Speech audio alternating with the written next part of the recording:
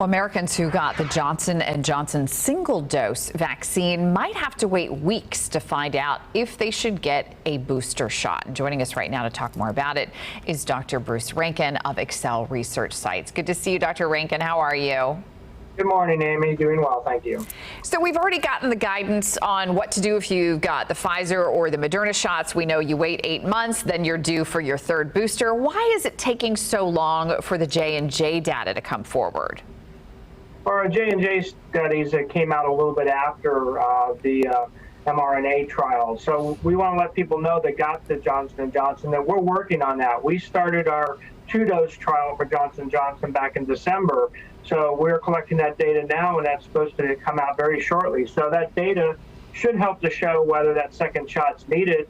This vaccine for Johnson & Johnson is a different type of vaccine than the mRNA vaccine. So we need to look at the durability of this vaccine just like we did with the mRNA vaccines.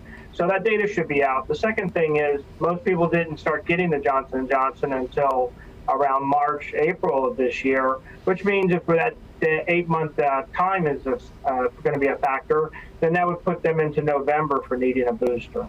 Doc, do we know how the J&J shot has been holding up against the Delta variant?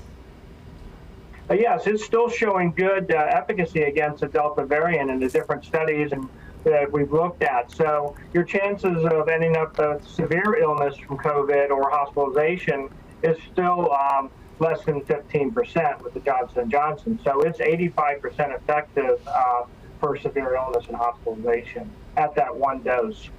What advice do you give somebody who's sort of in limbo right now? A lot of people get anxious and nervous. Gosh, should I be doing something else in the meantime until I can get that extra dose? I think last year we all learned how to keep ourselves protected. You know, hand washing, social distancing, we're going to still wearing masks. We still think that your chance of illness and infection is by getting high exposure to the virus, even if you've been vaccinated. So continue to do those basic standard things we've been doing for a year.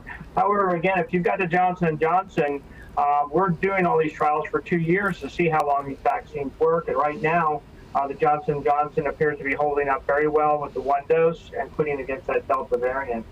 Doc, what if you get the J&J and you're like, you know what, I think I'm going to mix it up, and next time around I want to do the Moderna and the Pfizer. Is that being studied, and would that be okay?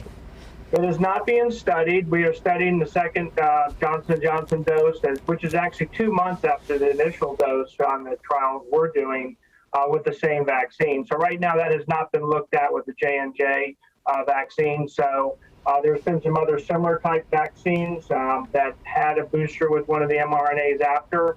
And obviously it's being looked at. It's very important to get that data that we can mix and match these vaccines. But right now, if the boosters are given, it's going to be recommended you get the same booster that you got with your original vaccination. All right, Doc, who in a million years would have thought we would be having this conversation just a couple of years ago? Isn't it wild? It's been an ongoing change in science, and it's evolving every day. But at least we have some thing to try and prevent, this terrible illness. Well, we're thankful for the work you're doing. Dr. Bruce Rankin, thanks for being with us this morning, and have a good weekend. You too. Thank you, Amy. Take care.